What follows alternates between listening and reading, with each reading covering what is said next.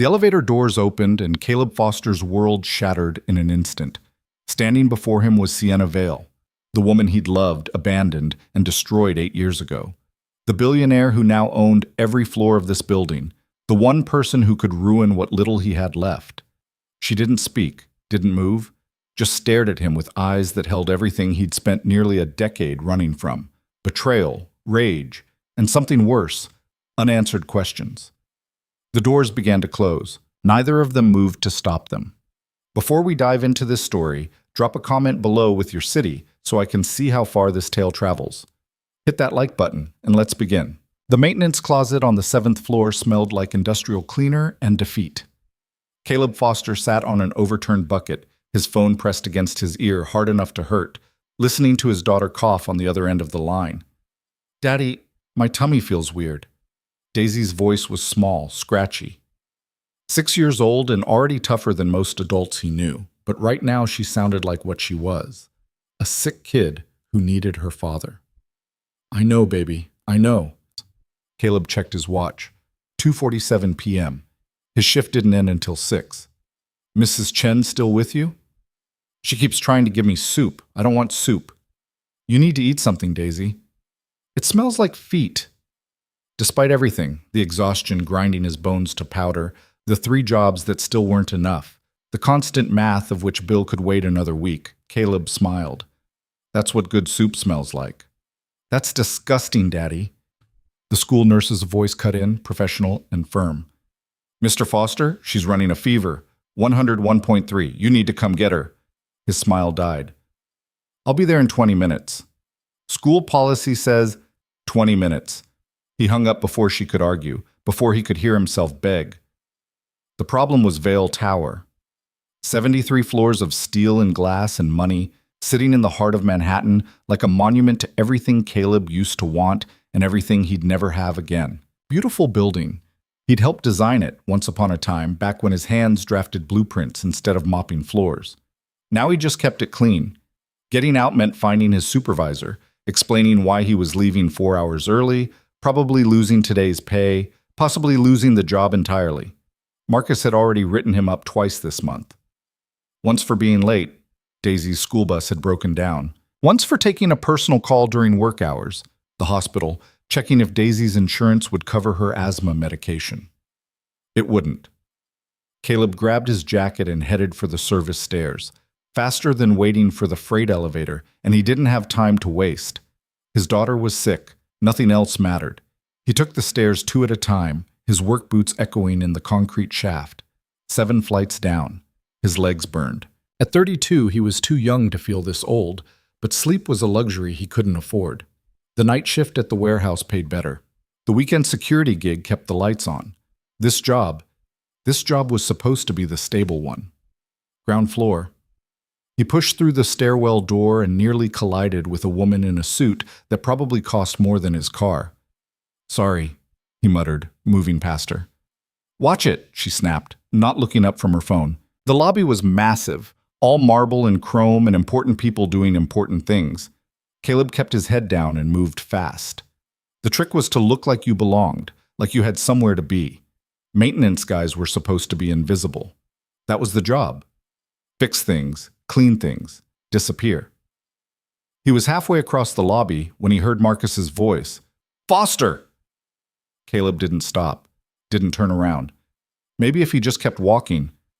"Foster, I'm talking to you." He stopped, turned. Marcus was red-faced, sweating through his shirt despite the air conditioning. The man lived on energy drinks and spite. "I've got a family emergency," Caleb said. "My daughter, your shift ends at 6. She's sick. The school called. You have to finish your shift." Marcus crossed his arms, blocking his path. "We've got the Vale Holdings board meeting in conference room A. They need—" "I don't care what they need." The words came out harder than Caleb intended. "My kid is sick." Something shifted in Marcus's expression, the petty authority trip hardening into something meaner. "You leave now, don't bother coming back." The lobby wasn't quiet, it never was. But somehow Caleb heard everything. The click of expensive shoes on marble, the soft ding of elevator bells, the whisper of his future dissolving. You can't be serious. Try me. Marcus smiled, actually smiled. Your choice, Foster. Your job or your kid.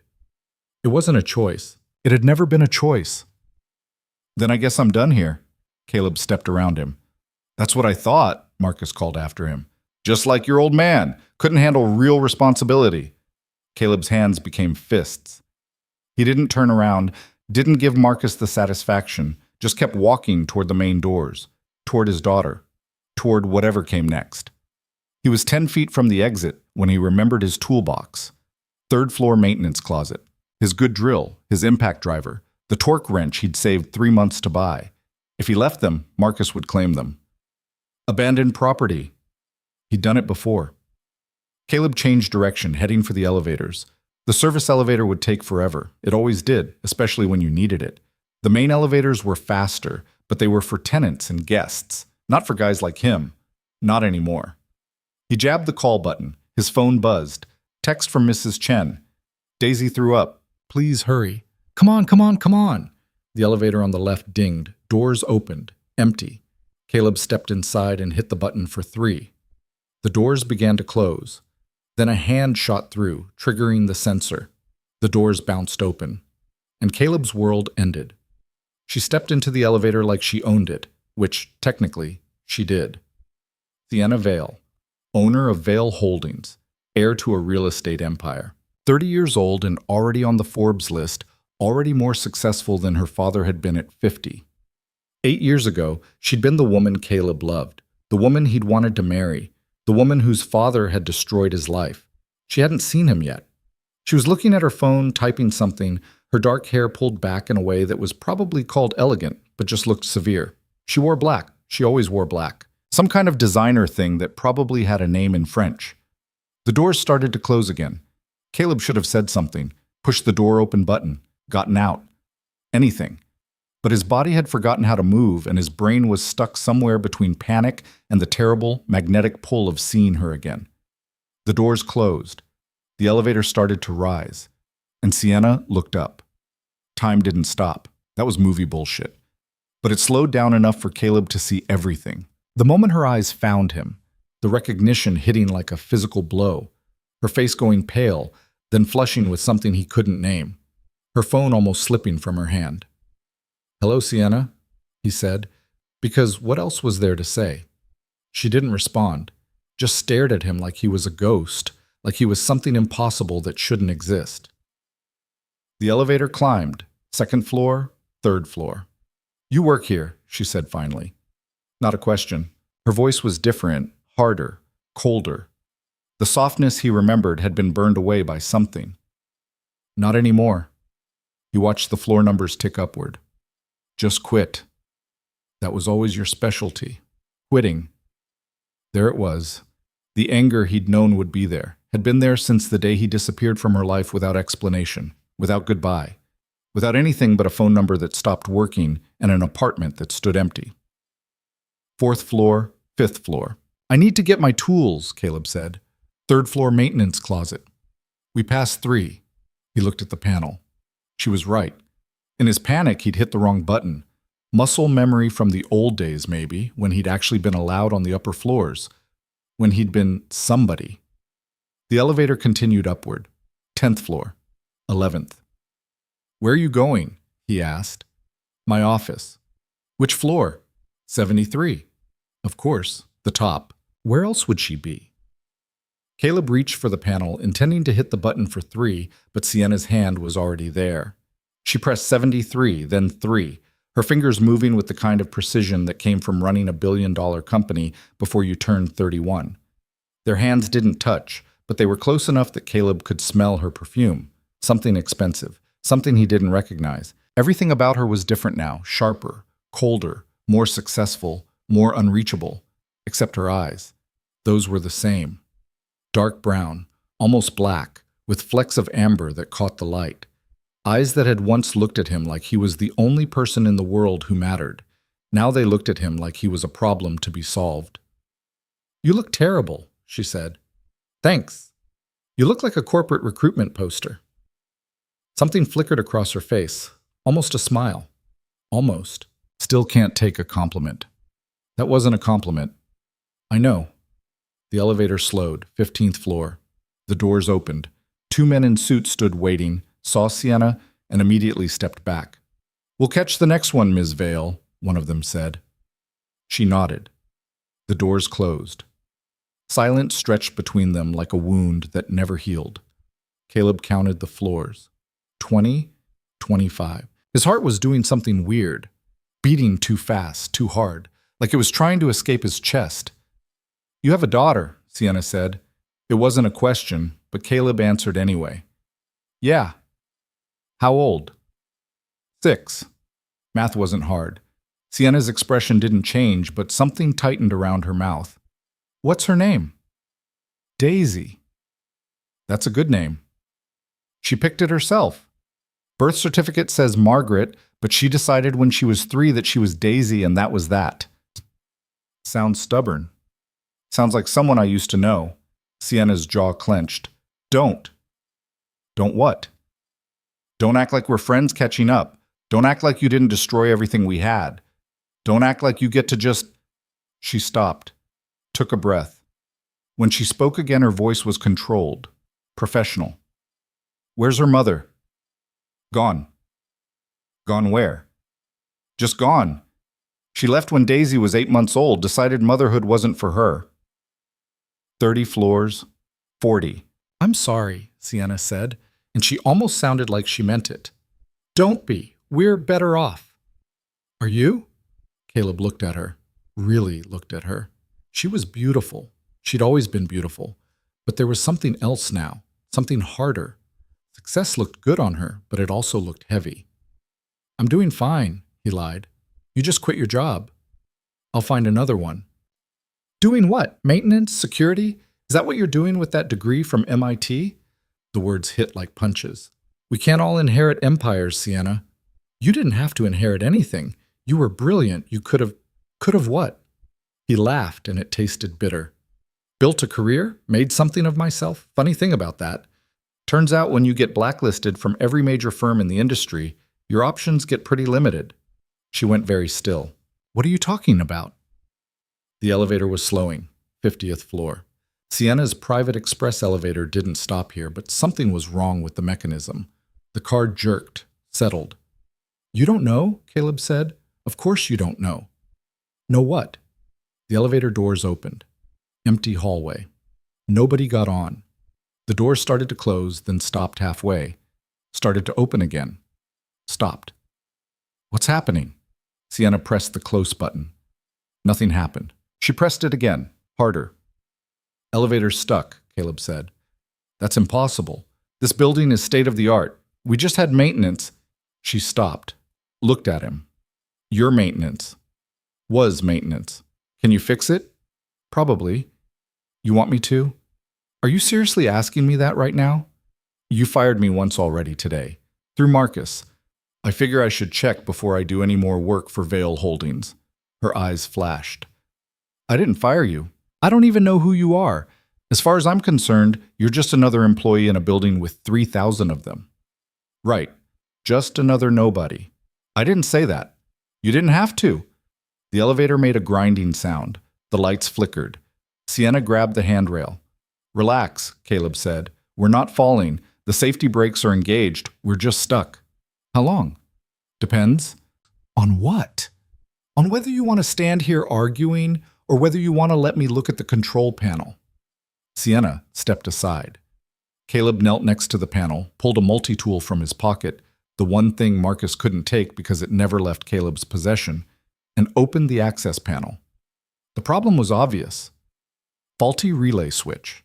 Simple fix if you knew what you were doing. 5-minute job, maybe less. Caleb didn't move. Well, Sienna said, I need to get to my daughter. She's sick. So fix the elevator.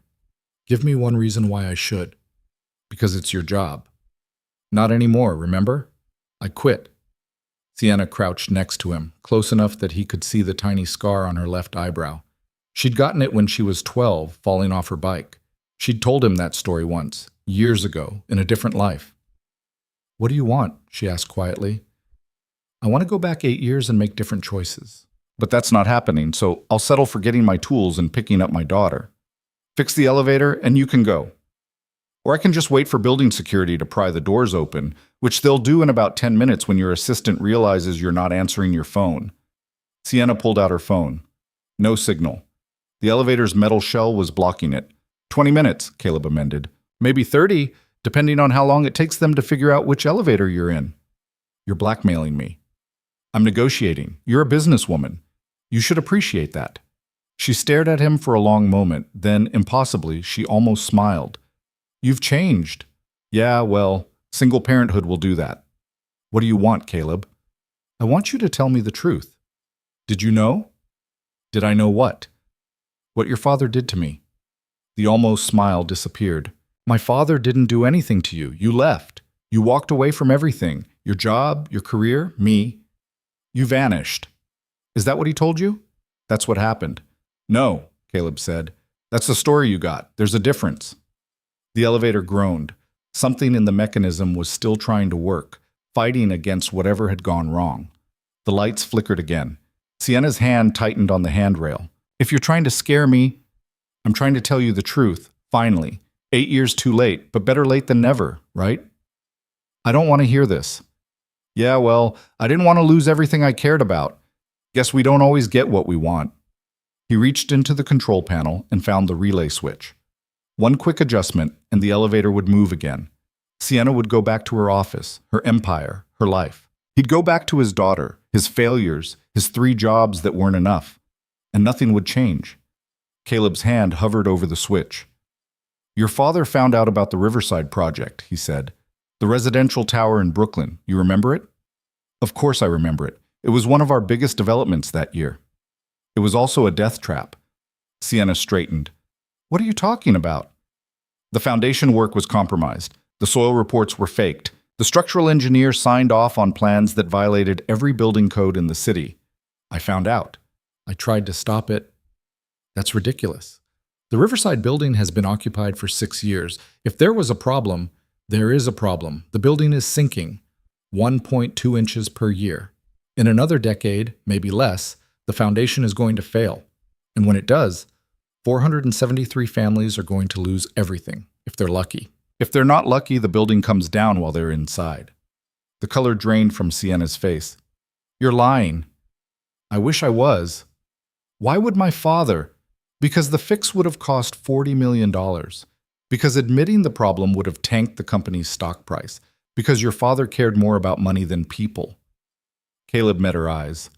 I went to him with the evidence. I begged him to halt construction, do it right. You know what he did? Sienna didn't answer.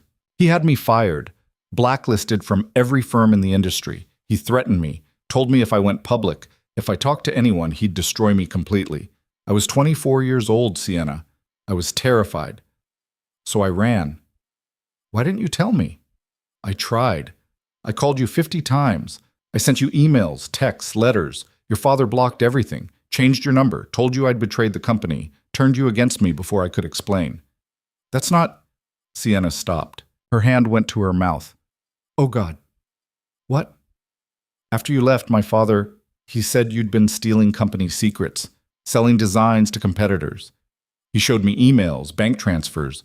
He said you'd been using me to get access to proprietary information. Those were fake. I know, she whispered. I know that now. Because you never needed my access codes. You had your own. You were a full employee with security clearance. But you believed him. He was my father, and you were gone. What was I supposed to think? The elevator's emergency lights kicked on, casting everything in a sickly yellow glow.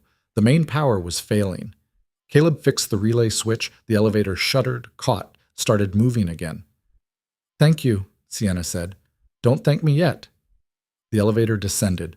3rd floor. The doors opened. Caleb stepped out, turned back.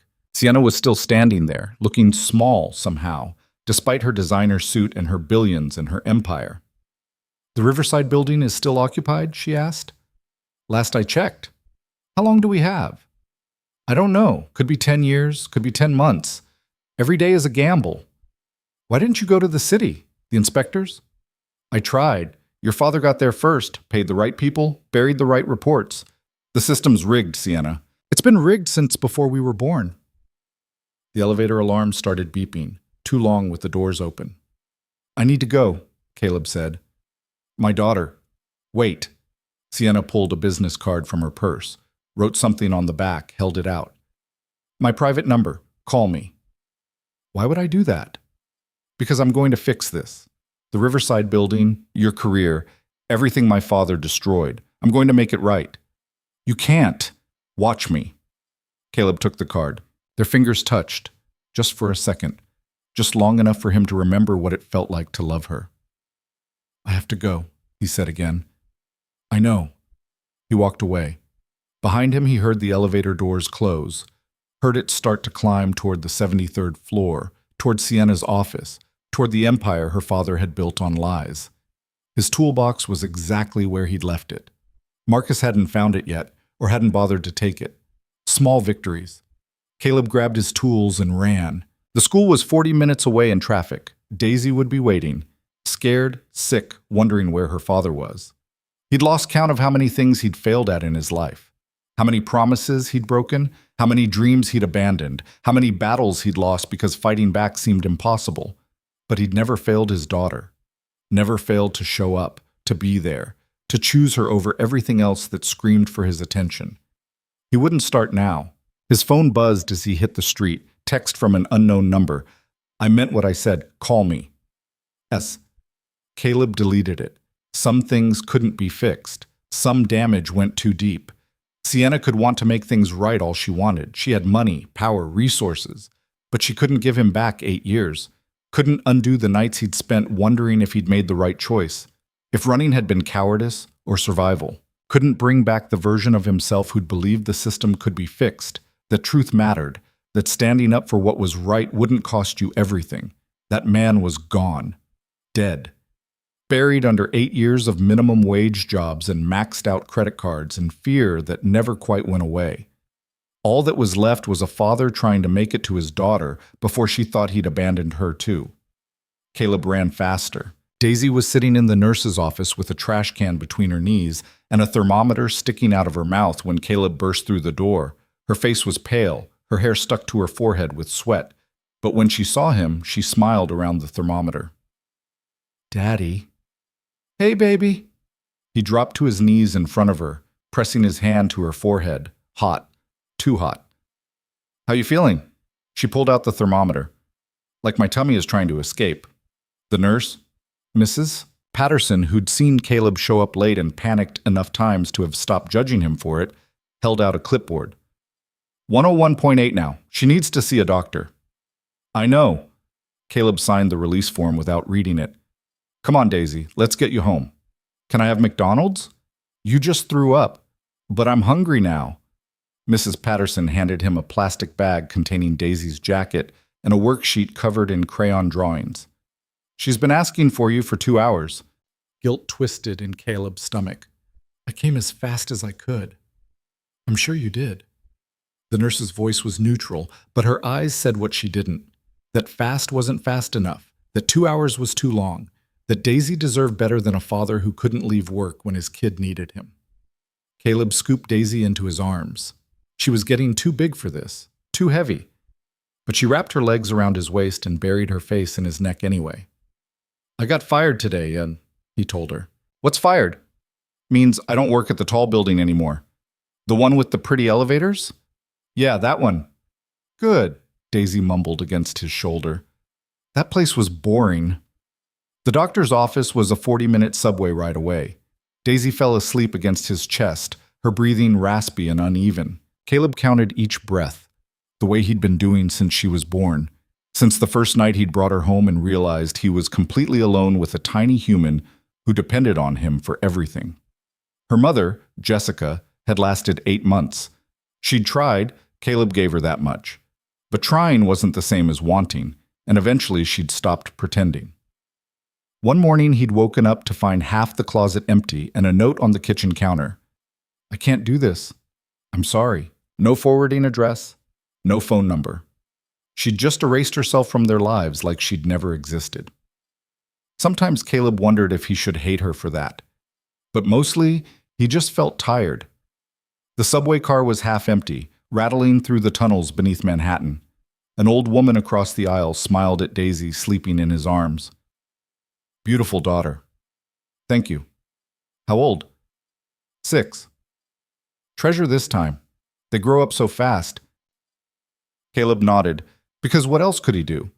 Tell her that every moment felt like survival, that he was so tired he sometimes forgot what day it was, that treasure was a word for people who had the luxury of not constantly calculating whether they could afford next month's rent.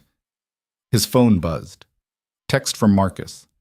Left your final paycheck with HR. Pick it up by 5, or it goes back into processing. It was 3:47. HR closed at 5. The office was in Midtown, 30 minutes in the wrong direction. Caleb typed back. Mail it. Marcus. Not my problem anymore. Daisy stirred, coughed. Her forehead was still burning against his neck. The doctor's office was in a strip mall in Queens, wedged between a dollar store and a nail salon. Dr. Reyes was semi-retired, saw patients in the evenings, and didn't ask too many questions about insurance. Caleb paid cash, what little he had, and Dr. Reyes charged what she thought he could afford rather than what the visit was actually worth. Stomach flu, she said, after examining Daisy. Keep her hydrated. Pedialyte, ginger ale, whatever she'll drink. If the fever goes above 103, take her to the ER. What if it doesn't go down? Give it 24 hours. Kids bounce back faster than you think. And if she doesn't? Dr. Reyes looked at him over her glasses. She was 60-something, gray hair pulled back in a bun, the kind of woman who'd probably seen everything twice. You look like you haven't slept in a week. Closer to a month. When's the last time you ate? Caleb tried to remember. Yesterday, I think. Go home. Feed yourself. Feed your daughter. Rest. Everything else can wait. I lost my job today. Then you definitely need to rest. You can't look for work if you're dead on your feet. She handed him a paper bag with children's Tylenol and packets of oral rehydration solution. Samples. Free. Caleb wanted to hug her. Thank you. Just take care of that little girl and yourself. By the time they made it back to their apartment in the Bronx, Daisy was awake but miserable. She threw up twice on the subway, once into the plastic bag from the school nurse, once onto Caleb's shoes. Nobody offered them a seat. People just moved away, clearing a radius of disgust around the broke guy with the sick kid. Their building was 5 stories of peeling paint and broken promises. The elevator had been out of order for 3 months. Caleb carried Daisy up 4 flights of stairs, his legs screaming, his lungs burning. Their apartment was small, 1 bedroom that Daisy had, a pull-out couch in the living room that Caleb slept on, a kitchen barely big enough to turn around in. But it was clean. He made sure it was always clean. That was something he could control. He set Daisy on the couch, got her a glass of water, turned on cartoons. She curled into a ball, hugging her stuffed elephant. Mr. Trunk, a gift from Caleb's mother before she died, one of the few things they had left from the time before everything fell apart. You hungry? He asked. My tummy hurts. You need to drink something, baby. I don't want to. I know, but you have to. She drank 3 sips and immediately threw them up again. Caleb cleaned it up, got her more water, tried again. This was parenthood. Endless repetition, small victories, smaller failures, the constant fear that he was doing everything wrong. By 8 o'clock, Daisy's fever had climbed to 102.3. Caleb gave her Tylenol, made her drink Pedialyte, even though she cried that it tasted like medicine and sadness. He sat on the edge of the couch and rubbed her back until she fell asleep. Then he sat in the kitchen and stared at his bank account on his phone. $847.32. Rent was due in 6 days. $1,200. He'd been counting on today's paycheck, $340 after taxes, plus the rest of the week's pay to cover it. Now he had nothing. Marcus's final paycheck would be what? Maybe $180? Not enough. His other jobs wouldn't pay until next week. The warehouse paid bi-weekly. Security was monthly. He could ask Mrs. Chen, the elderly woman downstairs who watched Daisy when Caleb worked nights. But she barely had enough for herself. He could try his landlord, ask for an extension, but he'd already done that twice this year. There was a card in his wallet, Sienna's business card, her private number written on the back. Caleb pulled it out, stared at it. I'm going to make it right, she'd said. Easy to say when you had billions. When your biggest problem was deciding which car to drive, which restaurant to buy, which charity gala to attend. He flipped the card over. Sienna Vale, CEO, Vale Holdings. Under her name, a phone number. Under that, in her handwriting, call me. I mean it. What would he even say? Hey, remember me? The guy you used to love before your father destroyed my life? Yeah, I need money. Rent's due and I'm about $800 short. Can you help? He'd rather eat glass. Caleb put the card back in his wallet and made himself a sandwich, peanut butter and jelly, the only thing left in the fridge that didn't require cooking. He ate standing up, staring at nothing, tasting nothing. His phone rang. Unknown number. He almost didn't answer, but Jobs sometimes called from blocked numbers. Hello? Caleb Foster? A woman's voice, professional, cold. Yeah. This is Karen Webb from Vale Holdings Human Resources. I'm calling regarding your employment termination. I already talked to Marcus. I know I need to pick up my check. That's not why I'm calling. I need to inform you that due to the circumstances of your departure, Vale Holdings is pursuing legal action for theft of company property. Caleb's brain stuttered. What? You removed tools from company premises without authorization. The items in question are valued at approximately $800. We're prepared to... Those are my tools. I bought them with my own money. According to our records, all maintenance equipment is company property. Unless you can provide receipts proving otherwise, I have receipts. Then you'll need to present them to our legal department within 48 hours, or we'll be forced to file charges. This is insane. Marcus is doing this because I quit. I don't know anything about that, Mr. Foster. I'm simply informing you of company policy. The line went dead. Caleb stood in his kitchen, holding his phone, trying to process what had just happened. They were threatening to sue him. Over tools he'd bought himself. Tools he needed to work. No, not they. Marcus. This had Marcus written all over it. Petty revenge from a small man with a little bit of power. And behind Marcus, somewhere in the shadows, was Sienna's father, Robert Vale. The man who'd taught Marcus and everyone else at Vale Holdings that crushing people wasn't just acceptable, it was good business. Caleb's hands were shaking, rage, exhaustion, fear. He didn't know which. He checked on Daisy, still sleeping. Fever may be a little lower, he thought, but he couldn't tell for sure. Then he did something stupid. He called Sienna's private number. She answered on the second ring. Caleb? Your company just threatened to sue me for stealing my own tools. Silence. Then, what? Marcus, or someone Marcus called, Human Resources. They said I stole company property. They want receipts or they're filing charges. That's ridiculous. Hold on. He heard her voice, muffled, talking to someone else. Cancel my dinner, now. Then back to him. Where are you? Home. I'm sending a car. I don't need a car. I need your HR department to back off. I'll handle it. What's your address? Sienna? Give me your address, Caleb. He was too tired to argue. He rattled off the street and apartment number. 20 minutes, she said, and hung up. Caleb stared at his phone. What had he just done? Mrs. Chen agreed to sit with Daisy. She came upstairs in her bathrobe, took one look at Caleb's face, and didn't ask questions. You go do what you need to do, she said in her heavy accent. I watched the little flower. If her fever spikes, I know. Hospital, go. The car that pulled up was black, sleek, probably cost more than Caleb made in a year. The driver didn't speak, just opened the door. Caleb got in, feeling completely out of place in his jeans and work boots and the shirt that still smelled faintly of Daisy's vomit. They didn't go to Vale Tower. Instead, the car headed downtown, stopping in front of a restaurant that didn't have a name on the door, just a small brass number. The kind of place where you needed a reservation 6 months in advance and knowing someone didn't hurt. Sienna was waiting at a table in the back. She'd changed, still all black but softer somehow. A sweater instead of a blazer. No jewelry except small earrings. She looked almost human. You came, she said. You sent a car. Seemed rude to waste it. Sit down. Caleb sat.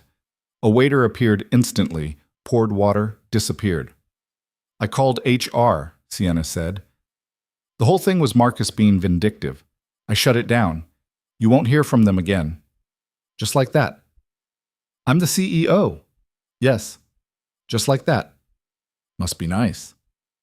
It has its advantages. She studied him across the table. When's the last time you ate? And don't lie.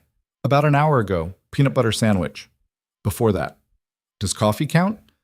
Sienna picked up the menu, ordered half the items on it without asking what he wanted. When the waiter left, she leaned back in her chair. Tell me about your daughter. Why? Because I want to know. We're not friends, Sienna. We're not anything. You fixed your company's mistake. Thank you. I should go. Your daughter is sick. You're broke. You lost your job. Where exactly are you rushing back to? The words hit harder because they were true. Caleb picked up his water glass, put it down without drinking. Her name is Daisy, he said finally. She's 6. She loves dinosaurs and refuses to wear anything except dresses with pockets. She wants to be a paleontologist when she grows up, or a superhero, depending on the day. She's the smartest, funniest, most stubborn person I've ever met, and she deserves better than what I can give her. She has you. That's worth something. Is it? I can't keep a job. I can't pay rent. I can't... He stopped, took a breath. This isn't your problem. Maybe I want it to be. Why? Guilt? Some misplaced sense of responsibility because your father screwed me over? Because 8 years ago I loved you. And I think maybe you loved me too. And I'd like to know what happened to that person. Food started arriving. Caleb hadn't realized how hungry he was until the smell hit him. He tried to eat slowly, with some dignity, but his body had other ideas. Sienna didn't comment, just ate her own food and watched him. I went looking for you, she said after a while. After you disappeared. I hired investigators. Spent months trying to find you. Your father blocked everything. I know that now. At the time, I thought you just didn't want to be found. I didn't. I couldn't risk him finding me, finding Daisy. Why didn't you come back after she was born? You could have what? Showed up at your door with a baby and a story about your father being a criminal? You would have called security. Maybe. Maybe not. You believed him. You said so yourself. He showed you fake evidence and you bought it. Sienna flinched. I was 22 years old. He was my father, the only parent I had left. What was I supposed to do? Trust me. You left without a word. I had no choice. There's always a choice. They stared at each other across the table. 8 years of anger and hurt and questions that had never been answered sitting between them like a wall neither knew how to climb. I need to ask you something, Sienna said. The Riverside building. Is it really that bad? Yes. How do you know? You haven't worked in engineering in 8 years. Caleb pulled out his phone, opened a folder of photos. Showed her images of foundation cracks, displacement measurements, soil compression data. I've been documenting it. Every 6 months, I go back and check. The degradation is accelerating. You've been tracking this for 8 years and didn't tell anyone? I told the city. I told 3 different agencies. I filed reports. I submitted evidence. Nothing happened. Your father's lawyers made it all disappear. Sienna took his phone, scrolled through the images. Her face went pale. There are children in that building, she whispered. 473 families. I checked the occupancy records. 187 kids under the age of 10. We have to evacuate it. You can't. Not without proof that would hold up in court. Not without an investigation. And the second you start that investigation, your father will know. He'll bury it again. He doesn't run the company anymore. I do. Does he know that? Sienna's jaw tightened. He's still chairman of the board. Then he still has power. And he'll use it. A couple at a nearby table laughed about something. Normal people, living normal lives, not discussing buildings that might collapse and kill hundreds of people. I need your help, Sienna said. No. Caleb, I have a daughter who needs me. I have rent I can't pay and a job I don't have. I can't fight your father again. I barely survived it the first time. I'm not asking you to fight him. I'm asking you to help me do the right thing. The right thing gets you destroyed. Trust me. Then help me do it smart. You're an engineer. You know that building better than anyone. Help me build a case he can't bury. Caleb pushed back from the table. I need to go check on Daisy. I'll drive you. I can take the subway. Let me drive you, please. Something in her voice made him stop. Not the authority, not the money. Something smaller, more human. Fine. The drive back to the Bronx was quiet. Sienna sat in the back seat next to him instead of up front with the driver. She looked out the window at the city passing by. Her city. The one she owned pieces of, the one that knew her name. I used to imagine what our life would be like, she said. After MIT, we'd start our own firm, design buildings that actually mattered. You had all those ideas about low-income housing, sustainable architecture. You were going to change the industry. That was a different person. Was it? Or is it the same person who's been tracking the Riverside building for 8 years because he can't stand the thought of people getting hurt? Caleb didn't answer. They pulled up in front of his building. Sienna stared at it. The cracked concrete steps, the graffiti on the mailboxes, the broken intercom. You live here? Not everyone gets a penthouse. I didn't mean... She stopped. Can I meet her, Daisy? She's sick. I know, I just want to see her. 2 minutes, then I'll leave. Against every instinct screaming at him to say no, Caleb nodded. Mrs. Chen was reading a Chinese newspaper when they walked in. She looked up, saw Sienna, and her eyebrows shot up. This is Sienna, Caleb said. An old friend. Mrs. Chen made a sound that clearly communicated she knew exactly what kind of friend Sienna was. The little flower is sleeping. Fever down a little. 100. 6 is last time I checked. Thank you, Mrs. Chen. The old woman gathered her things, paused at the door. You be careful, she said to Caleb in Mandarin. He'd picked up enough over the years to understand. Rich women are dangerous. When she left, Sienna looked around the apartment. Caleb saw it through her eyes. The secondhand furniture, the water stain on the ceiling he couldn't afford to fix, the hot plate he used because the stove didn't work. But he also saw what made it home. Daisy's drawings covering the fridge. The bookshelf made from milk crates full of library books and dinosaur encyclopedias. The jar on the counter where they saved coins for adventures, which usually meant the zoo or a trip to the good playground in Central Park. Sienna walked to the couch where Daisy was sleeping. She stood there for a long time, just looking. Daisy had kicked off her blanket. Her hair was a mess, her face flushed with fever. She was wearing her favorite pajamas, purple with T-Rexes on them. Mr. Trunk was tucked under one arm. She looks like you, Sienna whispered. Poor kid. She's beautiful. Caleb covered Daisy with the blanket again, gently, trying not to wake her. Her breathing was easier now, less raspy. The Tylenol was working. When he turned around, Sienna was crying. Not dramatic tears, just silent ones, sliding down her face while she stood in the middle of his crappy apartment. Hey, he said. Don't. This is what he took from you, this whole life. You should have had a career, a real home. You should have... Her voice broke. I should have trusted you. You didn't know. I should have known. I should have looked harder. I should have... Sienna, stop. She wiped at her face angrily. I spent 8 years hating you for leaving. 8 years thinking you'd betrayed me. And the whole time you were here, raising a daughter alone, working 3 jobs, barely surviving. I'm doing fine. You're drowning. Maybe, but I'm keeping my head above water. That counts for something. Daisy stirred, mumbled something about dinosaurs and juice boxes. Caleb checked her forehead. Cooler. Definitely cooler. I should go, Sienna said. Yeah. At the door, she turned back. I meant what I said, about making this right. The Riverside building, your career, all of it. I'm going to fix what my father broke. You can't fix the past. No, but I can fix the future. She pulled out another business card, wrote something on it. This is my personal email. Send me everything you have on Riverside. Every photo, every measurement, every piece of evidence.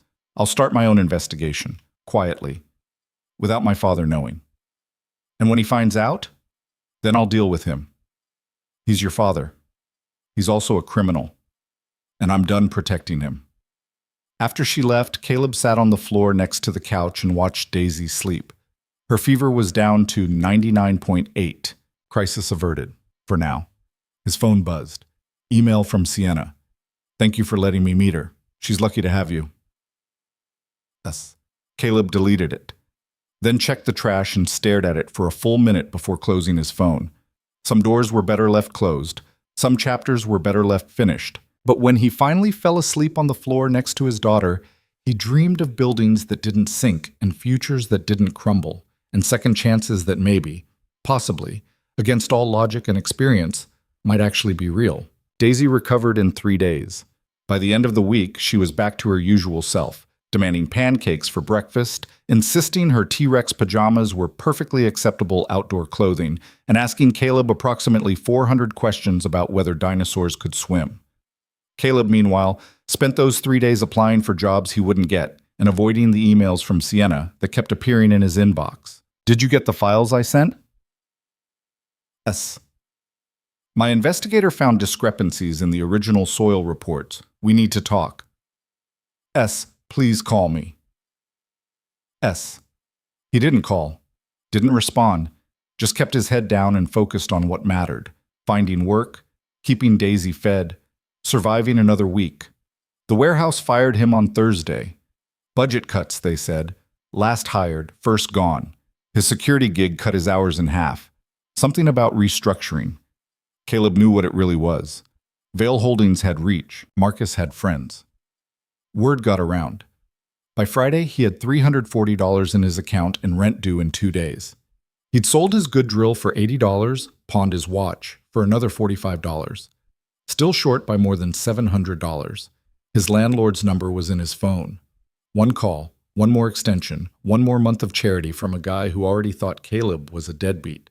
He was staring at his phone, trying to find the courage to dial, when someone knocked on his door. Sienna stood in the hallway wearing jeans and a jacket that probably cost what Caleb made in a month. She had a briefcase in one hand and an expression that said she wasn't leaving until they talked. "You've been ignoring me," she said. "I've been busy." "With what?" "You don't have a job." "Thanks for the reminder." "Can I come in?" "Daisy's at school." "I know, I waited until she left." Of course she did. Caleb stepped aside. Sienna walked in, set her briefcase on the kitchen table, and pulled out a folder thick enough to hurt someone. "I've been digging into the Riverside project. You were right about everything. The soil reports, the foundation work, the inspection bribes. It's all there." "Good for you." "I need you to look at something." "Sienna, just look." She opened the folder, spread documents across the table. Engineering reports, structural analyses, photographs. "I hired an independent team to assess the building. They confirmed your findings. The foundation is failing, but they also found something else." Despite himself, Caleb looked. His eyes scanned the technical language, the diagrams, the measurements. His brain, the part that used to design buildings, the part he tried to bury under minimum wage jobs and exhaustion, kicked into gear. "These stress fractures," he said, pointing to a photo. "They're new. From the last 6 months. The deterioration is accelerating faster than your projections." "How much faster?" "Their estimate is 18 months. Maybe less." The number hit Caleb like a punch. That's not possible. The rate of subsidence should be consistent, I know, but there's been unusual seismic activity in the area, small tremors. Nothing people would notice, but enough to destabilize an already compromised foundation. Caleb flipped through the reports, his heart rate climbing. 18 months. A year and a half before a residential building with nearly 500 people inside it became a death trap. "You need to evacuate," he said. "I can't. Not without proof that will hold up in court. Not without—" "There's no time for court. Get those people out now." "And tell them what? That their homes are unsafe based on a report my father will immediately discredit?" He's already preparing his defense. "I showed this to the board yesterday. Half of them think I'm making it up. Then fire them." "I can't fire the entire board. You're the CEO." "And he's the chairman. He has allies. People who've been with Vale Holdings for decades. People who owe him." Sienna sat down heavily. "I tried to force a vote to remove him. It failed, 8-4. Caleb stared at her. "You went after him directly." "What choice did I have? The longer we wait, the more people are at risk." "So he knows. He knows you're investigating." "Yes." "And he's fighting back." "Of course he is. He's not going to let me destroy everything he built." Caleb started pacing. His small kitchen didn't offer much room, but he needed to move, needed to think. If he's preparing a defense, that means he's talking to lawyers, which means they're building a case to discredit the investigation. That's what I'm afraid of. They'll attack the methodology. Say the independent team was biased, that I'm a disgruntled former employee with an axe to grind. Are they wrong? About the bias? Yeah. About the axe to grind? Caleb stopped pacing. No, which is why I can't be the one testifying. My credibility is shot. Then who? Someone he can't touch. Someone with credentials he can't question. Caleb thought for a moment. Dr. Sarah Chen. She taught structural engineering at MIT. She was my advisor. If anyone can make this case airtight, it's her. Will she do it? I don't know. I haven't talked to her in 8 years. Call her. Just like that? Yes, just like that. Sienna stood up, moved closer. I know you're scared. I know my father destroyed you once, and you don't want to risk it again, but this isn't about you. It's not about me. It's about those families, those kids. Don't, Caleb said. Don't what? Don't act like you understand what it's like to lose everything. You've never had to choose between feeding your kid and paying rent. You've never had to sell your tools just to keep the lights on. You've never... You're right, Sienna interrupted. I don't understand that, but I understand what it's like to realize everything you believed was a lie.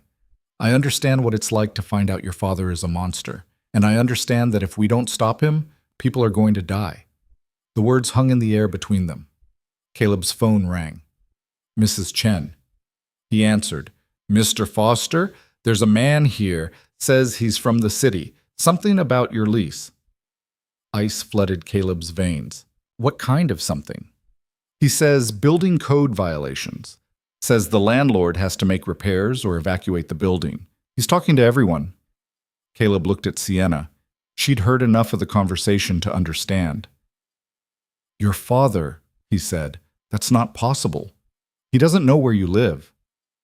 He's had 8 years to find out. He knew I was working at Vale Tower. You think he didn't know where I lived? Sienna's face went pale. I'll fix this. You can't fix this. This is what he does. He finds leverage and he uses it. Caleb, I have to go. He was out the door before she could argue, taking the stairs 3 at a time. Mrs. Chen was in the lobby with half the building's residents, all of them talking at once. A man in a city inspector's jacket stood in the middle, clipboard in hand, looking bored. You can't just kick people out, someone was saying. I'm not kicking anyone out, the inspector said. I'm following city code. This building has multiple violations. The landlord has 30 days to make repairs, or the building gets condemned. 30 days? Mrs. Chen's voice was shaking. Where are we supposed to go? That's not my problem, ma'am. Caleb pushed through the crowd. What violations? The inspector looked him up and down. And you are? A resident. What violations? Electrical, plumbing, structural concerns. It's all in the report. He held up his clipboard like it was proof of something. Let me see it. That's not how this works.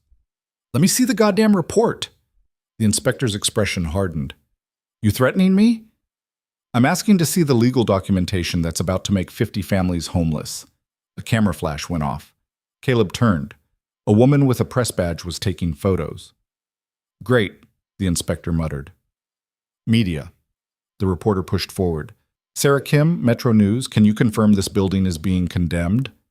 No comment. Sir, she turned to Caleb. Are you a resident? Before he could answer, another voice cut through the lobby. He's with me. Sienna had followed him down. She moved through the crowd like she owned it, which, in a way, she did. Power was its own kind of gravity. Ms. Vale, the reporter's eyes lit up. What brings you to the Bronx? Following up on some concerns regarding city inspections. Sienna smiled, cold and sharp. I've been hearing reports of fraudulent violations being filed against residential buildings. The inspector's face went red. These violations are legitimate. Then you won't mind if I have my legal team review them. You are planning to provide copies to all affected residents, aren't you? That is the law. Yes, of course. Wonderful. My lawyers will be in touch. She turned to the reporter. Vale Holdings is committed to ensuring all city code enforcement is conducted fairly and without bias. More cameras, more questions. The inspector tried to leave, but Sarah Kim blocked his path. Just a few questions about the inspection process. Caleb grabbed Sienna's arm, pulled her toward the stairs. What are you doing? Buying you time. This is going to make things worse. Worse than being evicted? They climbed to the fourth floor. Caleb's apartment door was open. His heart stopped. Daisy. She's at school, Sienna reminded him. But someone was inside. Caleb pushed through the door and found a man in an expensive suit standing in his living room looking at Daisy's drawings on the fridge. Robert Vale turned around, 8 years older, grayer, but still carrying himself like he owned the world, because he did. Hello, Caleb, he said. Nice place you've got here. Caleb's hands became fists. Get out. In a minute, we need to talk. We have nothing to talk about. Robert smiled. I disagree. We have quite a lot to discuss. Starting with my daughter's recent enthusiasm for digging up ancient history. You mean the truth about Riverside? I mean her misguided attempt to destroy the company I built. The company you built on corruption and lies. Strong words from a man who's about to be evicted. Robert picked up one of Daisy's drawings, a T-Rex wearing a tutu. She's talented. Your daughter, Margaret, isn't it? Goes by Daisy? Every muscle in Caleb's body tensed. Don't. Don't what? Mention her? She's all over this apartment. Hard not to notice. Robert set the drawing down carefully. 6 years old, first grade at PS 114. Teacher's name is Mrs. Rodriguez.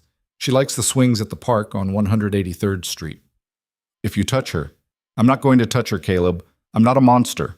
Robert's voice was calm, reasonable. I'm simply pointing out that you have a lot to lose. A daughter who depends on you, a life that, while modest, is stable. Why would you want to risk all that? Sienna stepped into the apartment. Dad, what are you doing here? Having a conversation. Get out. This is between me and Caleb. No, Sienna said. It's not. It's between you and me. And it's over. I'm not backing down. Robert looked at his daughter like she was a child having a tantrum. You're making a mistake. The mistake was believing you. I did what I had to do to protect this company, to protect you. You destroyed an innocent man's life. He was going to cost us $40 million. He was trying to save lives. Sienna's voice cracked. And you blacklisted him, threatened him, forced him to run. I did what any CEO would do. You did what a coward would do. The temperature in the room dropped 20 degrees. Robert's expression went cold. Be very careful, Sienna. Or what? You'll threaten me too? Fire me. I'm the CEO. The board answers to me. The board answers to whoever has the votes. And right now, I have 8 votes to your 4. Then I'll find more votes. From where?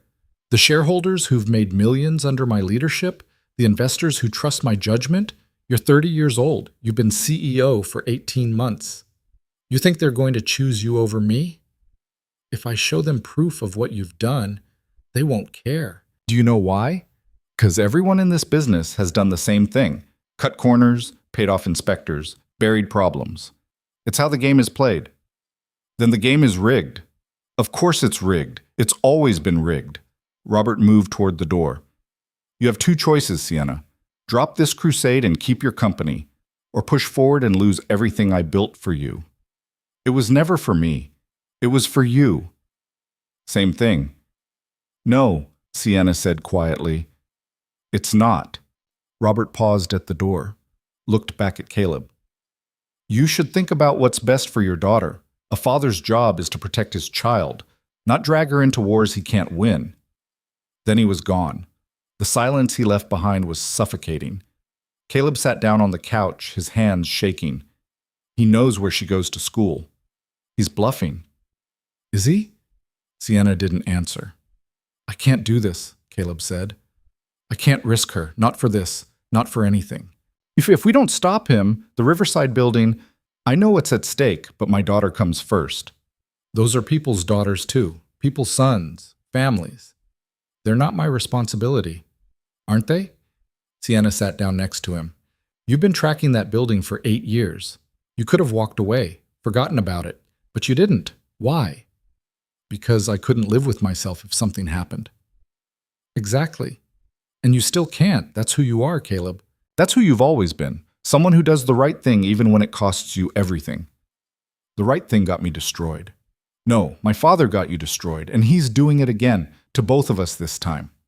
Caleb looked at her, really looked at her, saw the fear behind the determination, the doubt behind the confidence. She was terrified, but she was still here. "What do you need?" he asked.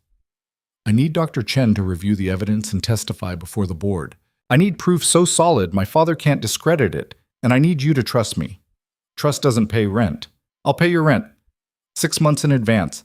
I'll make sure Daisy is protected, security, everything. Just help me finish this. You're trying to buy me. I'm trying to keep you from being homeless while we fight a man who plays dirtier than either of us knew." Caleb's phone buzzed. Text from an unknown number. Nice kid. Would be a shame if something happened. He showed it to Sienna.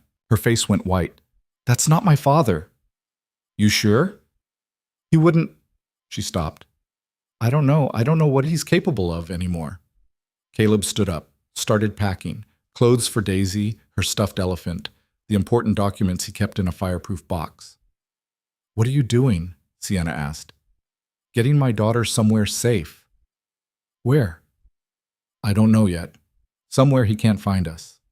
"Let me help." "You've helped enough." "Caleb." "I'm done, Sienna. I'm done fighting. I'm done being a target. I'm taking Daisy, and we're disappearing. You can't run forever. Watch me." He grabbed his keys, his phone. Sienna stood in his way. "Move," he said. "No. I'm not asking." "Neither am I." Her voice was steel. "You walk out that door, my father wins.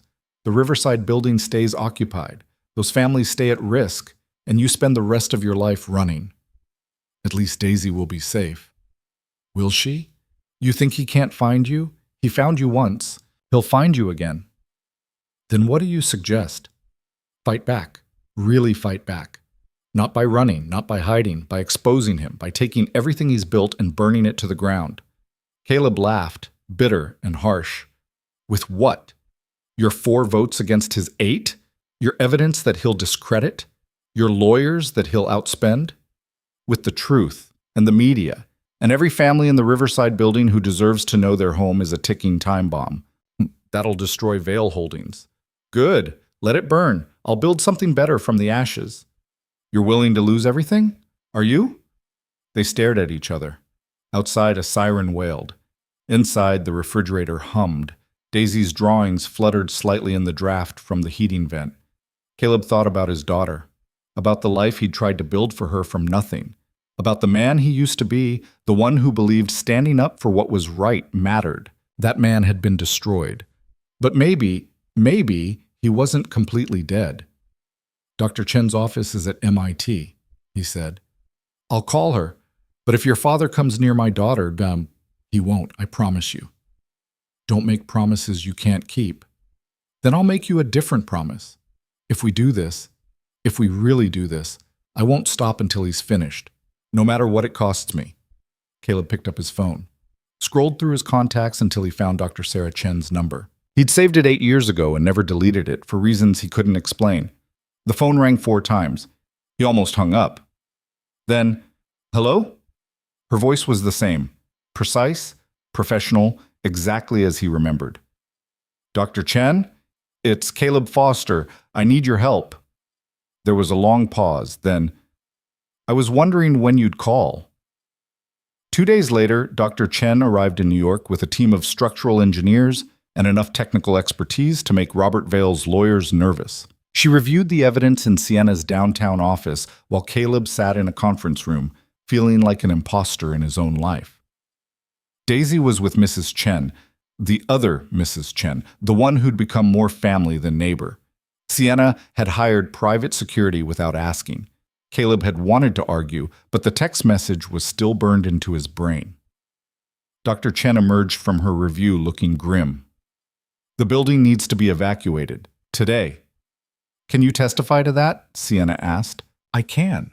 I will. But you need to understand what you're asking. This won't just destroy the Riverside project. It'll open Vale Holdings to massive liability. Lawsuits, criminal charges, regulatory investigation. I know. Your father will fight this with everything he has. I know that too. Dr. Chen looked at Caleb. You're sure about this? No, he said honestly, but we're doing it anyway. The emergency board meeting was scheduled for Friday. 3 days to prepare. 3 days for Robert Vale to mount his defense. He didn't waste them. Wednesday morning, the New York Times ran a front-page story about Sienna Vale's reckless accusations against her own father. Anonymous sources, clearly Robert's people, painted her as an unstable CEO, making wild claims to consolidate power. Thursday, 2 board members who'd voted with Sienna suddenly changed their positions. After reviewing additional evidence, they said. The vote was now 10-2. Friday morning, an hour before the meeting, Caleb's phone rang. Robert Vale's number. He almost didn't answer. Then he thought about Daisy, about the Riverside building, about all the ways fear could control you if you let it. He answered. You're making a terrible mistake, Robert said without preamble. Probably. I'm offering you one last chance. Walk away. Take your daughter. I'll make sure you're taken care of. New job, good salary, no more struggling. All you have to do is disappear. Like I did before? Exactly like before. It worked out fine, didn't it? I lost everything. You're alive. Your daughter is healthy. That's more than you'll have if you testify today. Is that a threat? It's a fact. You think destroying my company helps those families in Riverside? It doesn't. It bankrupts Vale Holdings. And then who pays for the repairs? Who relocates those people? Nobody. They end up homeless while lawyers argue about who's responsible. You're responsible. We're all responsible, Caleb. You, me, Sienna, everyone who knew about the problem and didn't fix it immediately. The only difference is I'm honest about what we are. And what's that? Survivors. People who do what they have to do to protect what matters. I'm protecting those families. No, you're destroying them, and yourself, and my daughter. Robert's voice dropped. Don't do this to her. Please. She's all I have left. The line went dead. Caleb sat there, phone in hand, trying to process what he'd just heard. Robert Vale, the man who'd threatened his daughter, destroyed his career, built an empire on lies, had just sounded like a father who was afraid of losing his child. It didn't change anything, but it made everything more complicated. The board meeting started at noon. Caleb wasn't allowed inside. He wasn't board member, wasn't even an employee anymore. He waited in the hallway with Dr. Chen, watching lawyers in expensive suits file past, watching Robert Vale walk in like he owned the building, which he basically did. Sienna was the last to arrive. She paused next to Caleb. Whatever happens in there, she said, thank you. I haven't done anything yet. You showed up. That's enough. Then she walked into the boardroom and closed the door. Through the heavy wood, Caleb couldn't hear anything, just muffled voices, occasional sharp tones, nothing clear enough to understand. Dr. Chen checked her watch. This is taking too long. What does that mean? It means either they're taking the evidence seriously or they're finding ways to discredit it. Which one do you think? I think Robert Vale didn't get where he is by playing fair. An hour passed, then 2. Dr. Chen was called in to testify. She was inside for 45 minutes. When she came out, she looked shaken. They're voting, she said. On what? Whether to accept my findings and evacuate Riverside, or accept Robert's counterargument and keep the building occupied pending further study. Further study? People could die while they're studying. I know, I told them that. And Robert's lawyers suggested I might be biased, that you might have influenced my analysis. That's bullshit. Of course it is. But it gives them cover to vote against evacuation. The boardroom doors opened. Sienna walked out. Her face was unreadable. Well? Caleb asked. She didn't answer immediately, just stood there looking at him like she was trying to memorize his face. Then she said, I lost. The word hung in the air like smoke after an explosion. Lost. Caleb heard it, understood it, but his brain refused to process what it meant. 10-2, Sienna continued, her voice flat. They voted to reject Dr. Chen's findings pending independent verification, which will take months, maybe years. Dr. Chen's face hardened. That building doesn't have years. I know. Those families, I know. Sienna's composure cracked slightly. I told them. I showed them everything. My father's lawyer spent 2 hours explaining why every piece of evidence was circumstantial, why your analysis was premature, why evacuating would cause unnecessary panic and financial damage. Financial damage, Caleb repeated. They chose money over lives. They chose what they always choose, the path that protects them. Robert Vale emerged from the boardroom, surrounded by board members congratulating him. He saw Sienna standing there and had the decency to look almost regretful. Almost. This didn't have to be this way, he said to her. Yes, it did, because you made it this way. Sienna's voice was ice. You lied to them. You manipulated the vote. I presented facts. They made their decision. You presented bullshit wrapped in legal language. Language, Sienna. These are your colleagues. These are cowards, and so are you. Robert's expression shifted. Not angry, something worse. Disappointed. Like she was a child throwing a tantrum instead of a CEO fighting for what was right. When you're ready to have an adult conversation about the future of this company, you know where to find me. He walked past her without another word. The board members filtered out, none of them making eye contact with Sienna. Only one stopped, an older woman named Patricia Morris, who'd been with Vale Holdings since before Sienna was born. I'm sorry, Patricia said quietly. I voted with you. For what it's worth? It's worth 2 votes out of 12, Sienna said, which is worthless. Patricia flinched but didn't argue. She left. The hallway emptied. Just Caleb, Sienna, and Dr. Chen standing in the wreckage of a fight they'd lost before it started. What now? Caleb asked. Sienna didn't answer immediately. She was staring at the closed boardroom doors like she could set them on fire with her mind. Now I do something stupid, she said finally. What does that mean? It means the board won't act, so I will. Sienna, I'm calling a press conference tomorrow morning. I'm going public with everything, the soil reports, the foundation failures, the bribes, all of it. Dr. Chen stepped forward. That will destroy your company. Good. It will also destroy your credibility. Your father will paint you as unstable, vindictive, trying to burn down his legacy. He's right about one of those things. Which one? I'm trying to burn down his legacy, because it deserves to burn. Caleb grabbed her arm. Think about what you're doing. I have thought about it. I've thought about nothing else for weeks. Sienna pulled free. Those families deserve to know. They deserve a chance to get out before it's too late. Your father will sue you. The board will remove you as CEO. You'll lose everything. Then I'll lose everything, but at least I'll be able to sleep at night. She walked away, her heels echoing in the empty hallway. Dr. Chen watched her go, then turned to Caleb. She's going to need help, Dr. Chen said. I'm not sure I can help her. You're the only one who can. You're the only person who knows what she's risking, what it costs to stand up to Robert Vale. Yeah, I know exactly what it costs. That's why I'm not sure helping her is the right move. For you? Or for her? Caleb didn't answer. Dr. Chen gathered her briefcase. I'll stay in the city for a few more days, in case you need me. For what? The board rejected your findings. The board isn't the only audience that matters. She handed him her business card. Again. Call me if things get worse.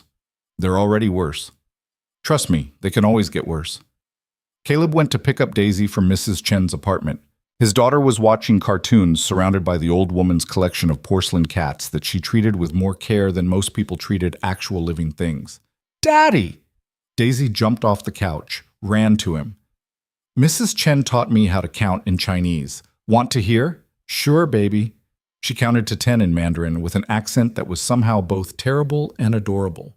Mrs. Chen beamed with pride. Very good, little flower. You practice, okay? Okay. But say, Daisy grabbed her backpack.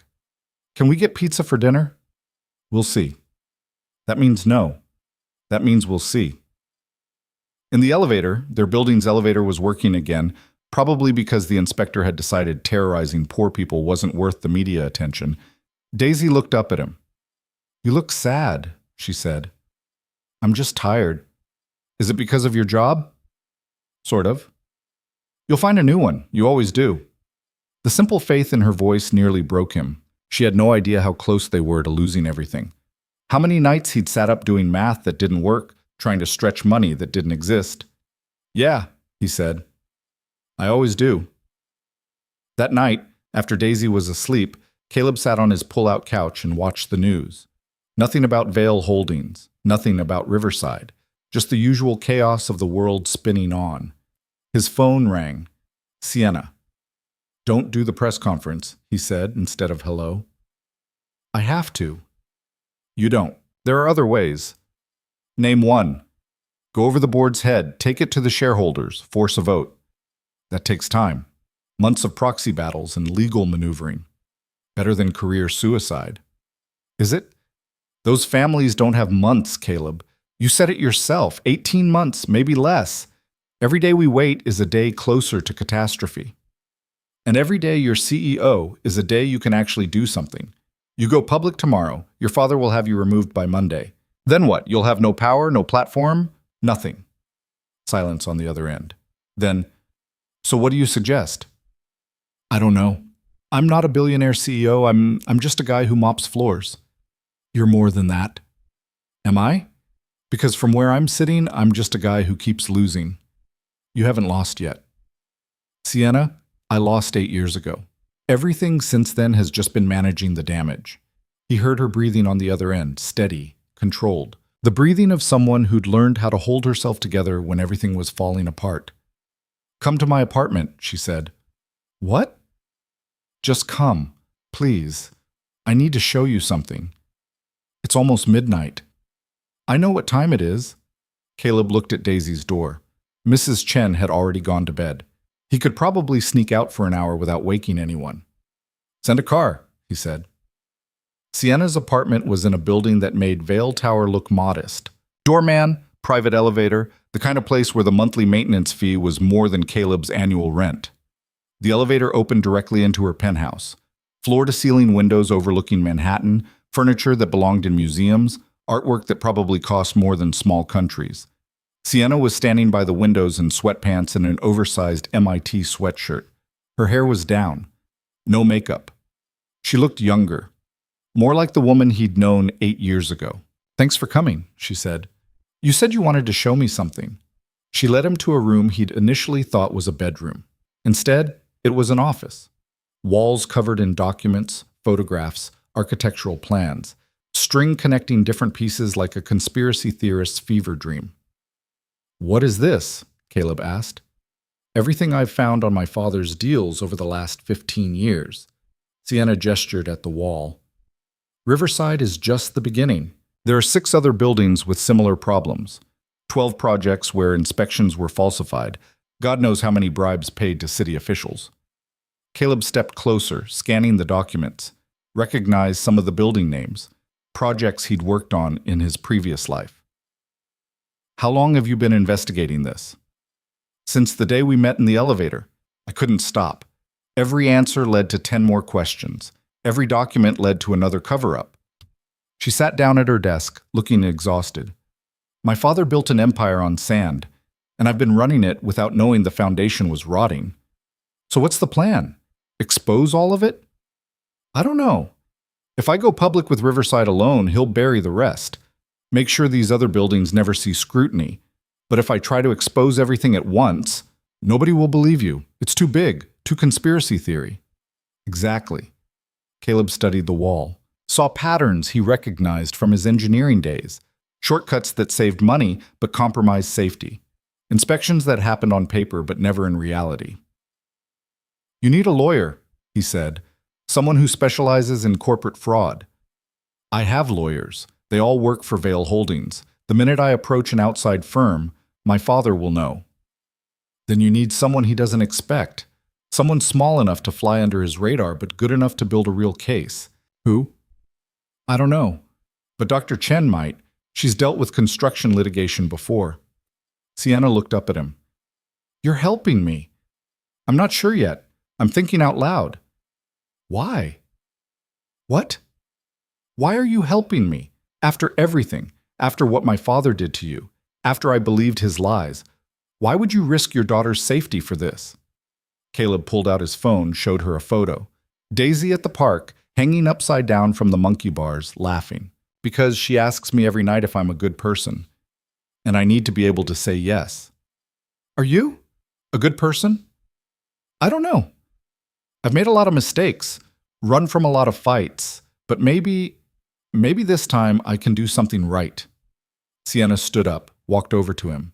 They were close enough that he could smell her shampoo, something different than the expensive perfume she wore to board meetings. Something normal. I loved you, she said quietly. 8 years ago. I loved you so much it scared me.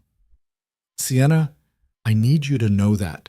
Before this all falls apart, before my father destroys both of us. I need you to know I loved you, and I never stopped. Not really. Don't do this. Do what? Act like we can go back. We can't. Too much has happened. Too much time has passed. I know we can't go back, but maybe we can go forward. To what? You're about to lose everything fighting your father? I'm about to lose everything because I can't pay rent. What kind of forward is that? The honest kind. The kind where we stop pretending we're not scared and just admit we need each other. Caleb's phone buzzed. Text from Mrs. Chen. Daisy woke up asking for you. I told her you went to get medicine. Come home soon. Reality crashed back in. His daughter, his responsibilities, the life he'd built from nothing that was always one disaster away from collapse. I have to go, he said. Stay, just for a little while. I can't. Daisy needs me. I need you too. The words hit harder than they should have. Caleb looked at her, really looked at her, and saw the truth. She was terrified. Not of losing her company or her money, of losing this fight, of becoming complicit in her father's crimes through inaction. Call Dr. Chen in the morning, he said. Ask her about lawyers. I'll help you build the case, but I know, I'm sorry. I shouldn't have. It's okay. It's not. But thank you for pretending. The car ride back to the Bronx felt longer than it should have. Caleb stared out the window, watching the city blur past, thinking about choices and consequences and the way loving someone could destroy you just as thoroughly as hating them. Daisy was back asleep when he got home. Mrs. Chen gave him a look that said she knew exactly where he'd been, but she didn't comment. You be careful with that one, she said in Mandarin. Rich people love different than us. It's not like that. Mm-hmm. She shuffled toward the door. Little Flower asked if you were going to leave like her mama did. Guilt punched through Caleb's chest. What did you tell her? I told her you would never leave. Don't make me a liar. After she left, Caleb checked on Daisy. She was clutching Mr. Trunk, her face peaceful in sleep. He'd brought her into a world where her mother abandoned her, where money was always scarce, where stability was a fantasy. But he'd never left, never stopped fighting for her, never stopped showing up. That had to count for something. The next morning, Sienna called at 7 a.m. I'm not doing the press conference, she said. Good. But I am doing something else, something worse. How is that possible? I'm calling an emergency shareholder meeting, forcing a vote to remove my father as chairman. Caleb sat up, nearly spilling his coffee. That's corporate warfare. I know. He'll destroy you. He's already trying. Might as well give him a reason. Sienna, I spoke to Dr. Chen. She gave me 3 names. Lawyers who specialize in construction fraud and whistleblower protection. I'm meeting with them this afternoon. Does your father know? Not yet, but he will. These things don't stay secret. When's the shareholder meeting? 3 weeks. That's the minimum notice required. That's not enough time to build a case. Then we'd better work fast. She hung up before he could argue. The next 3 weeks were chaos. Caleb barely slept. He'd drop Daisy at school, spend the day digging through old files and records, pick her up, feed her dinner, put her to bed, then work until 2 a.m. building the case against Robert Vale. Sienna's lawyers were good, scary good. They assembled evidence like building a cathedral, brick by brick, until the structure was undeniable. But Robert wasn't sitting idle. He launched a charm offensive with shareholders, painting Sienna as an ungrateful daughter staging a coup. He gave interviews about family tragedy and business betrayal. He looked hurt, disappointed, more sad than angry. The media ate it up. Billionaire heiress turns on father who built empire. Inside the Vale family war. Is Sienna Vale unfit to lead? Caleb watched it all unfold like a slow-motion car crash. Every article, every interview, every calculated move Robert made to position himself as the victim. He's winning, Caleb told Sienna one night in her office. I know. The shareholders are buying his narrative. I know. Then why do you look so calm? Because I have something he doesn't expect. What? She pulled out a folder, handed it to him. Inside were documents, emails between Robert and city officials, bank transfers, recorded conversations. How did you get these? Caleb asked. I hired a forensic accountant to audit company finances. Told her to look for anything unusual. She found an offshore account my father has been using to pay bribes for 15 years, $53 million, all traceable. This is criminal evidence, which is why I've already turned copies over to the FBI. Caleb's hands went numb. You did what? I gave them everything 2 days ago. They're building a case. Sienna, when they arrest him, Vale Holdings will survive. We'll cooperate fully, pay the fines, make the repairs, become the company we should have been all along. And your father? We'll go to prison, where he belongs. The shareholder meeting was scheduled for a Wednesday at 2 p.m. Caleb wasn't allowed to attend, but Sienna set up a video feed so he could watch from her office. The room was packed. Shareholders, board members, lawyers, media. Robert sat at the head of the table looking calm and confident. Sienna stood at the podium. She'd chosen her outfit carefully, not all black this time, but navy blue. Professional, serious. The outfit of someone who meant business. Thank you all for coming, she began. I've called this meeting to address serious concerns about Vale Holdings' leadership, specifically the role my father has played in systematic construction fraud, bribery of public officials, and endangerment of public safety. Murmurs rippled through the room. Robert's expression didn't change.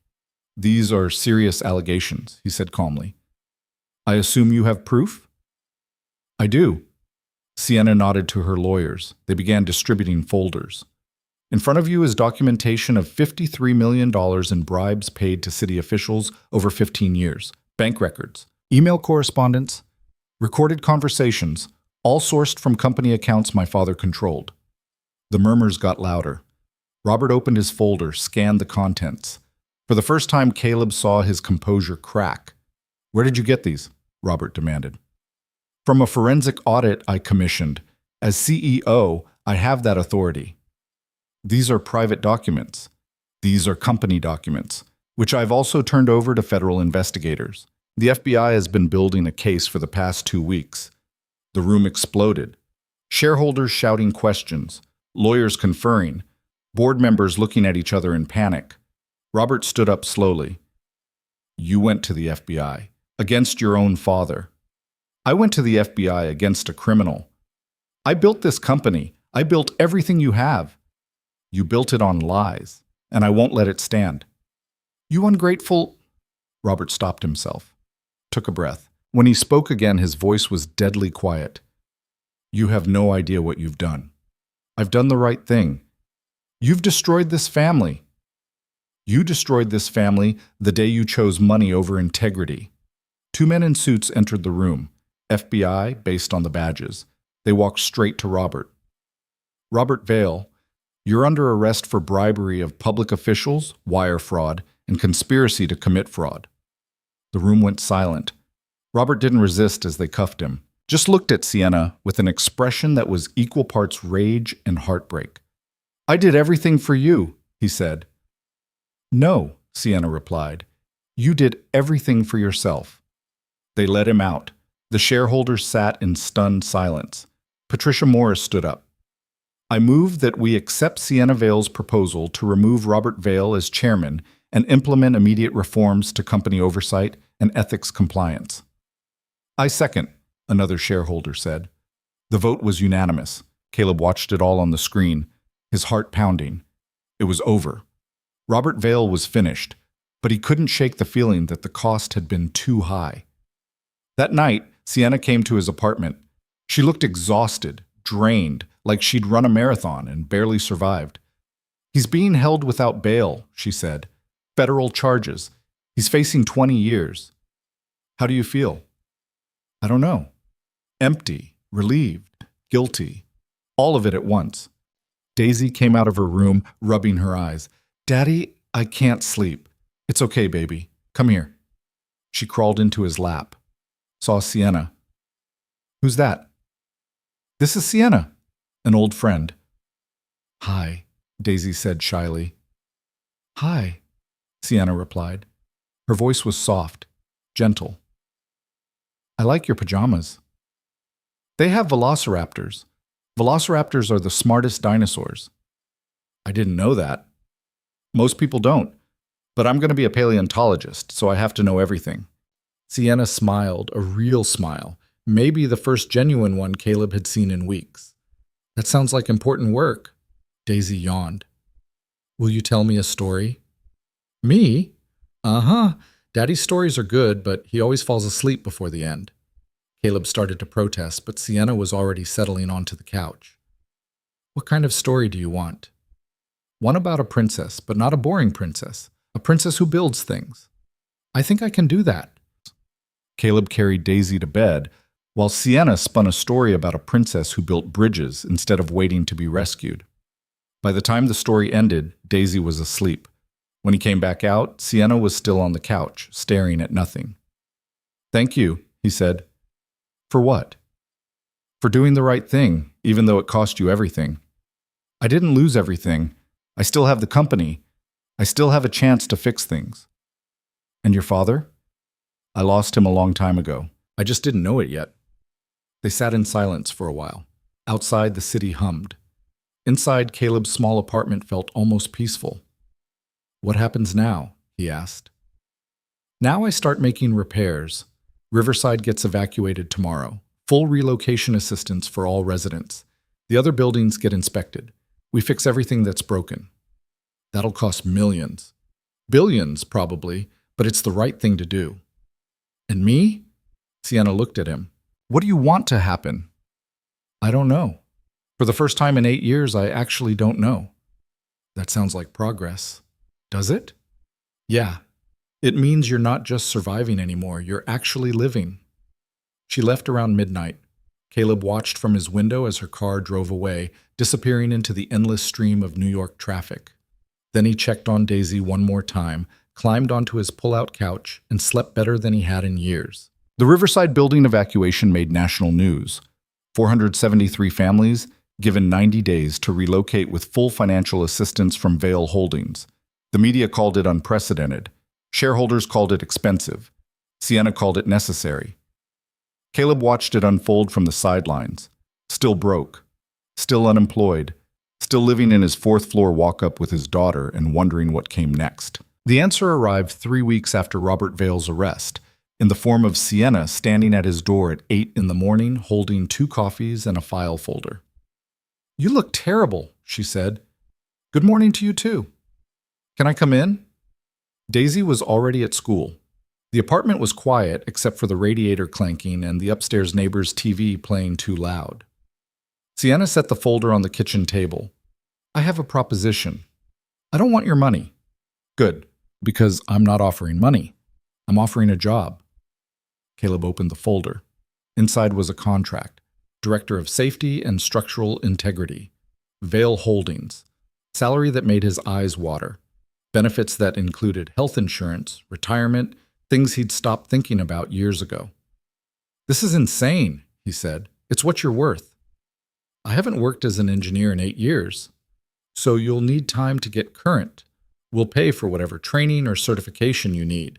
You start in 3 months. Why? Because I'm restructuring the entire company. New oversight, new ethics board, independent safety inspections for every project we touch. And I need someone who actually gives a damn about doing things right. You could hire anyone. Someone with a current resume. Someone who didn't spend the last decade mopping floors. I don't want anyone. I want you. Caleb closed the folder. I can't. Why not? Because accepting this feels like charity. Like you're trying to fix what your father broke by throwing money at me. Is it working? No. Sienna sat down across from him. She'd stopped wearing all black. Today was gray. Still professional, still expensive, but softer somehow. This isn't charity.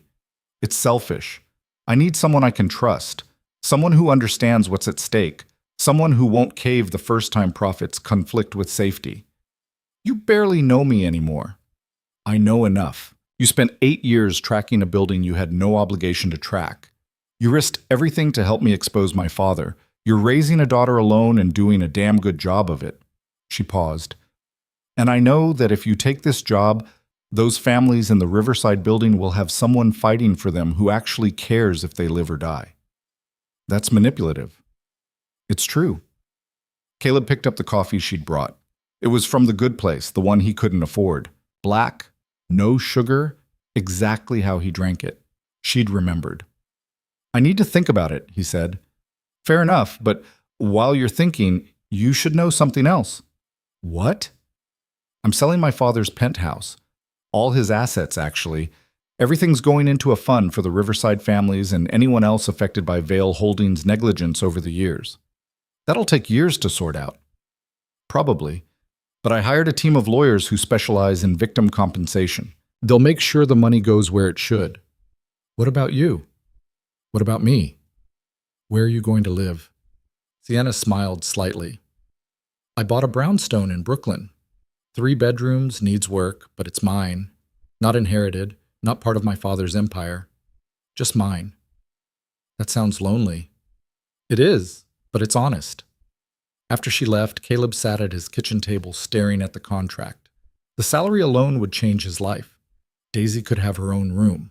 He could stop working 3 jobs. They could afford the good doctors, the safe neighborhood, all the things he'd been fighting for since she was born. But taking it meant stepping back into the world that had destroyed him. The architecture firms, the construction industry, the politics and money and compromises that came with building things. He wasn't sure he could survive that twice. His phone rang.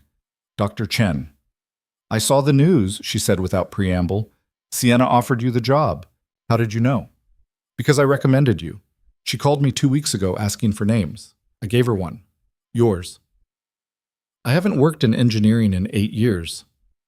So? You think I forgot how brilliant you were? How you could see structural problems nobody else noticed? You were the best student I ever taught, Caleb. That doesn't just disappear because you spent some time in the wilderness. The wilderness. That's a nice way to put it. What would you call it? Survival. Exactly. And now you get to do more than survive. You get to build again. Isn't that what you always wanted? I don't know what I want anymore. Then figure it out, but do it fast, because that little girl of yours deserves to see her father doing something he's proud of. She hung up before he could respond. That afternoon, Caleb picked up Daisy from school. She was carrying a painting, abstract swirls of blue and green and purple that might have been anything. It's the ocean, she explained, with dinosaurs, aquatic dinosaurs. I didn't know there were aquatic dinosaurs. There were plesiosaurs and mosasaurs and, well, technically they're marine reptiles, not dinosaurs, but close enough. She talked about prehistoric sea creatures the entire subway ride home. Caleb listened, watching her face light up as she described creatures that had been dead for millions of years, but were completely alive in her imagination. When they got home, she taped the painting to the fridge next to her other artwork. Daddy? She asked while he was making dinner. Spaghetti, the cheap kind that came in a box. Yeah, baby? Are we poor? The question hit him like a punch. Why are you asking that? Jessica Martinez said only poor kids live in apartments like ours. She lives in a house with a yard. Caleb kept stirring the pasta, trying to figure out how to answer. We don't have a lot of money, that's true. Is that bad? It's not bad, it's just different. Some people have more money than us. Some have less. What matters is that we have each other. That's what people say when they're poor. Who told you that? Jessica Martinez. Well, Jessica Martinez doesn't know everything. She knows we're poor, though. Caleb turned off the stove, sat down at the table. Daisy climbed into his lap without being asked. You're right, he said. We don't have as much money as some people. But we have enough. We have this apartment. We have food. We have each other. That's not nothing. But it could be more. Maybe. Yeah, it could be more. Would you be happier if we had more money? The question was so direct, so honest, that Caleb didn't have a good lie ready. "I'd be happier if you were happier," he said finally. "If you had the things you needed. If I didn't have to worry so much about paying rent or buying medicine when you're sick. I'm happy now. Are you?" "Yeah, except when Jessica Martinez is mean about our apartment. But mostly I'm happy." Caleb hugged her tighter. Then that's what matters. But later, after dinner, after Daisy was asleep, he pulled out the contract again, read through it carefully. The salary, the benefits, the clause that said he could work flexible hours to accommodate family needs. The clause that said Daisy would always come first. Sienna had included that, without him asking, because she understood. He called her at 10 p.m. "I'll take the job," he said, "on one condition." "Name it." "I want to start by auditing every active Vail Holdings project, every building, every plan, every inspection. And if I find problems, I fix them, no matter what it costs." "Agreed." "I'm serious, Sienna. I'm not going to rubber stamp things just because they're expensive to fix. I don't want you to. That's why I hired you. And if shareholders complain, let them complain. I've got voting control now. The board answers to me." "What about when the next crisis hits? When fixing something right conflicts with quarterly earnings? Then we fix it right and explain to shareholders why long-term integrity matters more than short-term profit. If they don't like it, they can sell their shares." Caleb smiled despite himself. "You've changed. So have you." "Not that much. More than you think." The first day of work was surreal. Caleb walked into Vail Tower, the building where he'd mopped floors 6 months ago, wearing a suit Sienna had insisted on buying him, carrying a briefcase that still smelled like new leather. Security nodded at him. Not the dismissive nod they'd given the maintenance guy, but actual acknowledgement, respect. The elevator to the 68th floor was smooth, quiet, nothing like the service elevator that always smelled faintly of cleaning chemicals. His office had windows, actual windows with a view of the city, a desk that wasn't secondhand, a computer that didn't take 5 minutes to boot up. Sienna stopped by at 9. "Settling in? Feels weird." "Good weird or bad weird?" "Undecided." She handed him a stack of folders. "These are the current projects, 23 active builds, 14 in planning stages. Start with the active ones. I want safety audits on all of them within 90 days. That's aggressive. That's necessary. If there's another Riverside hiding in these files, I need to know. And if there is, we fix it, no matter what it costs." Over the next 3 months, Caleb found 4 projects with serious safety issues. 2 with foundation problems, 1 with substandard materials, 1 with electrical systems that violated code. Fixing them cost Vail Holdings $47 million. Shareholders were furious. The board was nervous. Sienna stood firm. "We're building safe structures or we're not building anything," she told them in a conference call Caleb listened to from his office. "If that's a problem for you, there's the door." 3 board members resigned. 2 major shareholders sold their stakes. The stock price dropped 12%. Sienna didn't flinch. "Worth it?" Caleb asked her after a particularly brutal shareholders meeting. "Ask me in 5 years when none of our buildings have collapsed." Fair point. They fell into a rhythm. Caleb would identify problems. Sienna would authorize repairs. Together they'd weather the backlash. It wasn't easy. It wasn't always smooth. But it was honest work, and that counted for something. Daisy adjusted to their new life with the resilience only kids seem to have. They moved to a better apartment, still in the Bronx because Caleb refused to uproot her completely, but a building with a working elevator and heat that didn't quit every winter. She got her own room, painted it purple, covered the walls with dinosaur posters and drawings, and a growing collection of fossils from museum trips. "Can Sienna come to my birthday party?" she asked one morning while Caleb was making breakfast in their new kitchen that had actual counter space. "I don't know if she's free." "You could ask." "I could." "So ask." Caleb called Sienna from work. "Daisy wants to know if you're coming to her birthday party." "When is it?" "Saturday, 2 p.m. It's at the park. Nothing fancy." "I'll be there." "You don't have to, I want to." "What does she want for her birthday?" "She's been asking for a telescope. Says she wants to look at dinosaurs in space." "Dinosaurs in space?" I tried explaining that dinosaurs are extinct and don't live in space. She said I'm limiting my imagination. Sienna laughed. She's not wrong. The party was exactly what Caleb had promised. Nothing fancy. 12 kids from Daisy's class, Mrs. Chen, a couple of neighbors, pizza from the cheap place, and a cake from the grocery store bakery. Sienna arrived carrying a box that was definitely not a telescope from the toy store. When Daisy opened it, she gasped. "This is a real telescope." "It is," Sienna confirmed. "Professional grade. Good enough to see Jupiter's moons." "Are there dinosaurs on Jupiter's moons?" "Not that we know of, but maybe you'll be the first person to find them." Daisy threw her arms around Sienna in a hug that was pure, unself-conscious joy. Caleb watched them, something tight in his chest loosening for the first time in years. After the party, after the kids had gone home, and Daisy was showing Mrs. Chen her telescope, Sienna helped Caleb clean up. "You didn't have to spend that much," he said. "I wanted to." "Still. She's a good kid, Caleb. She deserves good things. She's the best thing I ever did." "I believe that." They finished cleaning in comfortable silence. The park was nearly empty now, just a few people walking dogs and joggers finishing evening runs. "I've been thinking," Sienna said. "About?" "About what comes next. For us. If there is an us." Caleb stopped, turned to face her. "What do you want to come next?" "Honestly, I don't know. We're not the same people we were 8 years ago. We can't just pick up where we left off." "No, we can't. But maybe we could start over, not as who we were, as who we are now." "And who are we now?" "Two people who've been through hell and somehow ended up on the other side. Two people who care about the same things, who want to build something better than what came before."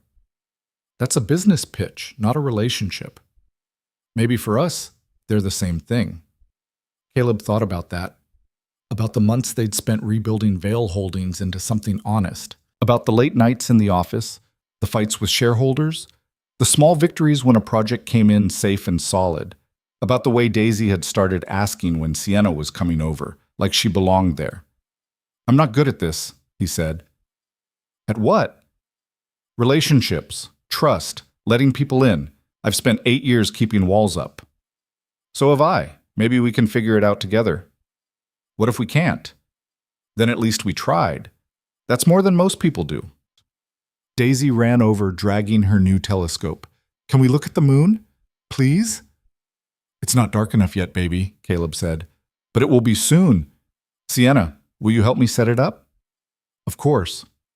Caleb watched them work together, Daisy asking a million questions, Sienna answering each one patiently. The way she smiled when Daisy got excited. The way she didn't talk down to her, didn't treat her like a child who couldn't understand. Maybe this could work. Maybe they could build something new from the wreckage of what they'd lost. It wouldn't be perfect. Nothing ever was. But it might be enough. 6 months later, Vail Holdings announced its largest project yet, a residential development in Queens designed specifically for low-income families.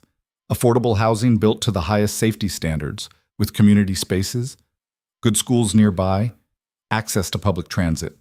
The project Caleb had dreamed about at M1T before everything fell apart. Sienna put him in charge of the entire design. "This is going to cost a fortune," he warned her. "Doing it right with no corners cut, no compromises." "I know. Shareholders are going to hate it. They already hate me. What's one more thing? This could take years, decades even." "Good. Then we'd better get started." They broke ground on a Tuesday in April. Media showed up, investors, city officials. Sienna gave a speech about Vail Holdings' commitment to safe, affordable housing, about learning from past mistakes and building a better future. Caleb stood off to the side, watching. Daisy was next to him, wearing a hard hat that was too big and looked ridiculous and perfect. "Is this what you do, Daddy? Build houses?" "Sometimes, when we do it right." "Are you doing it right?" "I'm trying to." "That's good enough." Robert Vail was convicted 4 months later. 23 counts of fraud, bribery, and conspiracy. The judge gave him 15 years. Sienna didn't attend the sentencing. Caleb did, sitting in the back of the courtroom, watching the man who'd destroyed his life get led away in handcuffs. He thought he'd feel satisfaction, maybe triumph. Instead, he just felt sad. Outside the courthouse, reporters swarmed him. "Mr. Foster, how does it feel to see Robert Vale convicted?" No comment. "Is it true you're working for Vale Holdings now?" No comment. "Are you and Sienna Vale in a relationship?" He paused at that one, looked at the cameras, thought about all the ways he could answer. "I'm just a guy trying to do good work," he said finally. "That's all." That night, Sienna came to his apartment, their routine now, 3 or 4 nights a week. She brought Thai food and sat on the floor with Daisy, helping her build a model of a stegosaurus. "Your dad was sentenced today," Caleb said quietly while Daisy was distracted. "I know." "You didn't go?" "No." "Why not?" "Because I said everything I needed to say. At the trial, at the board meeting. I'm done fighting him." "You don't feel anything." "I feel lots of things. Sad, angry, relieved, guilty for feeling relieved." She glued a piece of the model carefully. "But mostly I feel tired and ready to move forward." "Forward to what?" "To this. Whatever this is. You, me, Daisy. Building things that matter. It's not what I expected my life to look like, but it's better than what I had." Daisy held up the completed stegosaurus. "Look, we finished." "It's perfect," Caleb said. "It's not perfect. The tail's a little crooked, but it's good enough." Sienna caught Caleb's eye, smiled. Good enough. Maybe that was all any of them could hope for. A year after the Riverside evacuation, Vale Holdings held a ceremony. The building had been completely rehabilitated. New foundation, new structural supports, safe for another 100 years. The families moved back in, 473 households returning to homes they'd thought they'd lost. Caleb stood in the lobby with Sienna, watching parents carry boxes while kids ran around exploring like it was the first time. "We did it," Sienna said. "You did it. I just helped." "Don't sell yourself short. None of this happens without you. None of this happens without you having the courage to go after your own father. Maybe we both get credit. Maybe." A woman approached them, mid-30s, carrying a toddler. "Are you Sienna Vale?" "I am. I just wanted to say thank you for everything, for moving us out, for fixing the building, for not just abandoning us like most companies would have. You shouldn't have to thank me for doing what's right. Maybe not, but I'm thanking you anyway." After she left, Caleb and Sienna walked through the building together, checked the foundation repairs, the new structural supports, all the work that had cost millions but saved lives. "Your father would have hated this," Caleb said. "My father hated anything that cost money without immediate return." "And you?" "I think some things are worth more than money." They stopped in front of a window overlooking the city. Manhattan in the distance, Brooklyn spreading out below them, all those buildings full of people living their lives. "I never apologized," Sienna said. "For what?" "For not trusting you 8 years ago, for believing my father instead of you, for all the time we lost. You were 22, he was your father. You didn't have all the information. I should have looked harder, questioned more, trusted my gut that said something was wrong. We were both young, both made mistakes. Mine cost you 8 years. And now we get whatever comes next. That's worth something." Sienna leaned against him slightly. "What do you think comes next?" "I don't know. More buildings, probably. More fights with shareholders. More late nights trying to figure out how to do things right instead of just profitable." "Sounds exhausting." "It is." "Worth it?" "Yeah, I think so." They stood there for a while, watching the city. Somewhere in the Bronx, Mrs. Chen was watching Daisy after school. Somewhere in Brooklyn, the affordable housing project was taking shape. Foundation poured, steel going up.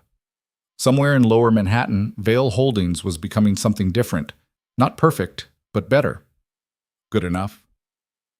Caleb's phone buzzed. Text from Daisy. "Mrs. Chen says to ask if Sienna is coming to dinner." He showed Sienna the message. "Well?" he asked. "What are we having?" "Whatever you pick up on the way." "Deal." They left the Riverside building together, stepping out into the afternoon sun. The same elevator that had trapped them together months ago now carried them down smoothly, efficiently, no drama. "You know what's funny?" Sienna said. "What?" "If that elevator hadn't broken that day, none of this would have happened. we would have just kept living separate lives. The universe works in weird ways. Do you believe that? That things happen for a reason? I believe that sometimes bad things lead to good things. And sometimes you get lucky. And sometimes you just have to make the best of whatever mess you're in. That's not very romantic. No, but it's honest. The elevator doors opened. They walked out into the lobby, past families moving back into their homes, past the security desk where a different guard now worked, one who smiled and said good afternoon instead of ignoring them. Outside, the city hummed with its usual chaos. Caleb's car was parked down the block. Not new, but newer than the death trap he'd been driving. Reliable, safe enough for Daisy. Chinese or pizza? Sienna asked. Daisy will want pizza. Then pizza it is. They drove back to the Bronx together, windows down, radio playing something neither of them was really listening to. The sky was that particular shade of orange that happened in New York in late afternoon, when the sun hit the buildings just right and everything glowed. Mrs. Chen met them at the door with Daisy, who immediately launched into a detailed explanation of her day involving a substitute teacher, a fire drill, and a classmate who claimed dinosaurs never existed. I told him he was scientifically wrong, Daisy said seriously. We have fossils. Fossils are evidence. You're absolutely right, Sienna agreed. They ate pizza on the floor because Daisy insisted it tasted better that way. Talked about dinosaurs and space and whether it was possible to build a telescope big enough to see the past. Later, after Daisy was in bed, Caleb and Sienna sat on the couch with the lights off, the city glowing through the windows. I've been thinking about something, Sienna said. Uh-oh. Serious something, not bad something. Okay, what? About whether this is working, us, whatever we're calling it. Caleb's stomach dropped. And I think it is. Not the way it would have worked 8 years ago, but better, more real. More real how? We're not kids anymore pretending we can fix the world. We're adults who know the world is broken but keep trying to fix it anyway. That's harder, but it matters more. That's your definition of working? It's my definition of worth it. Caleb pulled her closer. I'm still not good at this, at letting people in, at trusting that good things don't just disappear. I know. I'm not good at it either. My track record with trust isn't great. So what do? We keep trying, keep showing up, keep building something better than what we had before. And if we fail, then at least we failed trying. They sat in comfortable silence for a while. Outside, sirens wailed. Upstairs, the neighbor's TV played too loud. The radiator clanked. Normal sounds? Regular life, nothing dramatic or perfect or movie-ending magical. Just two people who'd lost everything and found their way back to something that mattered. Caleb's phone buzzed. Email from Dr. Chen with notes on the Queen's project. Sienna's phone lit up with a message from the VP of Development asking about tomorrow's meeting. The work never stopped. The building never ended. There was always another project, another problem, another crisis that needed solving. But for the first time in 8 years, Caleb wasn't just surviving. He was living, building, creating something he could be proud of. And the woman sitting next to him, the one who'd chosen truth over family, integrity over profit, the hard right over the easy wrong, understood exactly what that cost and why it mattered. Thank you, he said quietly. For what? For being stubborn enough to fight your father. For being crazy enough to hire me. For being patient enough to let Daisy take an hour to explain dinosaur taxonomy over dinner. That's what you're thanking me for? Listening to dinosaur facts? Among other things, Sienna kissed him. Not desperately, not like they were trying to make up for lost time. Just simply, honestly. We're going to be okay, she said. Yeah? Yeah. Not perfect. But okay. Okay sounds pretty good right now. It does, doesn't it? The city lights flickered through the window. Somewhere in Queens, steel beams were being raised on a building that would house families who needed somewhere safe to call home. Somewhere in Brooklyn, Riverside residents were settling into beds in homes that wouldn't collapse beneath them. Somewhere in Lower Manhattan, Vail Holdings was proving that doing the right thing didn't have to mean going bankrupt. It wasn't the life Caleb had imagined at 24. It wasn't the fairy tale ending where everything worked out perfectly and nobody got hurt. But it was real and honest, and built on a foundation that wouldn't crumble. That was enough. More than enough. It was everything.